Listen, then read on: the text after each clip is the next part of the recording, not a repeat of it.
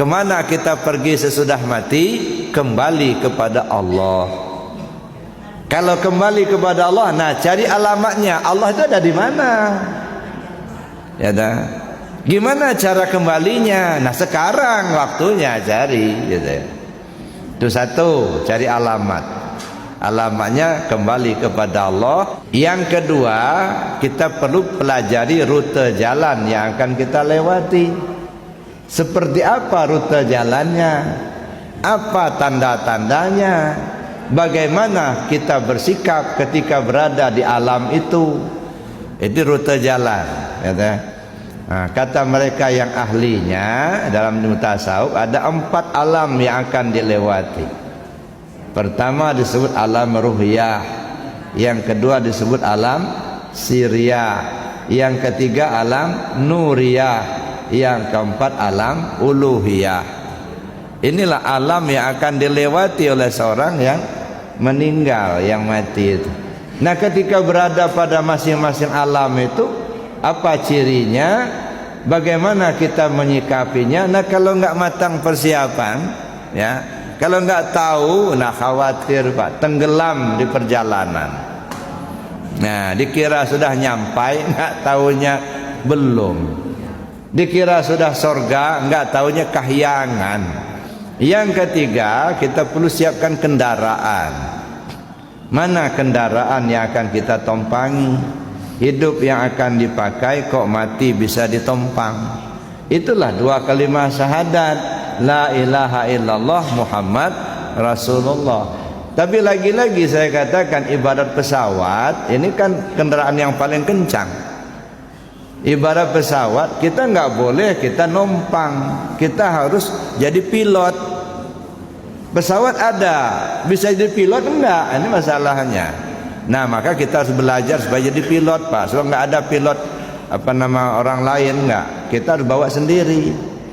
Nah ini kendaraan la ilaha illallah. Nah gimana caranya kita menggunakan kendaraan ini? Gitu ya. Mulai dari cara mengucapkan, kemudian cara mengamalkan, lalu kemudian pahami isinya, kemudian bagaimana kita menduduki posisinya, lalu bagaimana kita memakainya. Nah ini kan penggunaan kendaraan itu ya. Makanya saya bilang ya, dalam 2 kalimat syahadat 5 tahapan. Yang pertama belajar cara mengucapkan, itu ilmu syariat, ilmu fikih ya, atau ilmu tajwid gitu ya. Yang kedua cara mengamalkan, itu ilmu tarekat, belajar tarekat kita.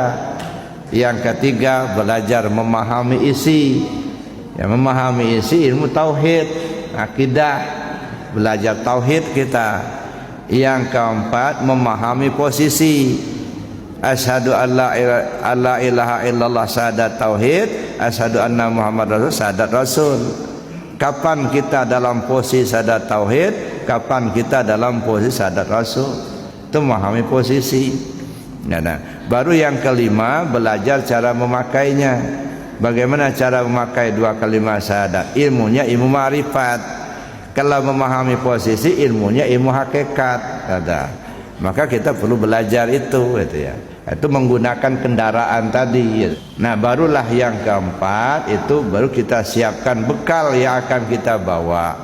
Apa itu bekal? Kebaikan yang kita lakukan selama hidup. Nah maka saya bilang nggak usah ngumpulin pahala, saya bilang gitu ya.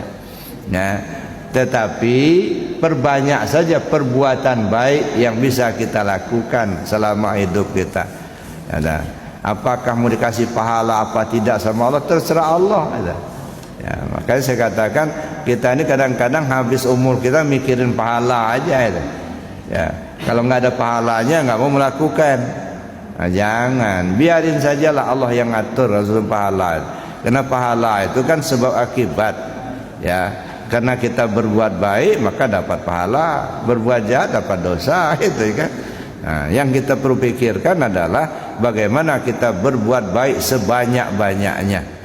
Silakan berbuat baik sebanyak-banyaknya. Itulah bekal kita.